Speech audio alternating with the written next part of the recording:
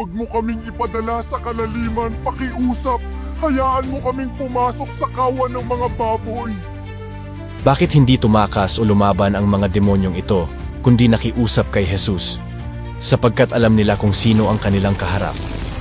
Sa isang salita lamang, maaaring pasyahan ni Jesus ang kanilang kahihinatnan at ipadala sila sa walang hanggang hukay, kaya kahit ang makapasok sa mga baboy ay mas mabuti kaysa sa kaparusahan.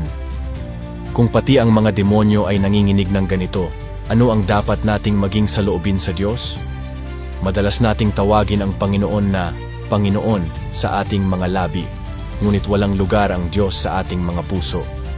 Kapag tayo'y nagkakasala, maaari nating aminin ang ating mga pagkakamali, ngunit hindi tunay na nagsisisi o tumatalikod sa kasalanan.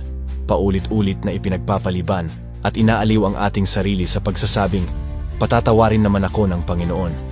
Ngunit sinasabi ng Panginoon, datapuat, malibang kayo'y mangagsisi, ay mga mamatay kayong lahat sa gayunding paraan.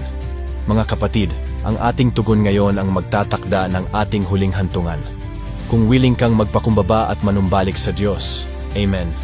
I-share ang video na ito upang ma-remind ang mas maraming tao.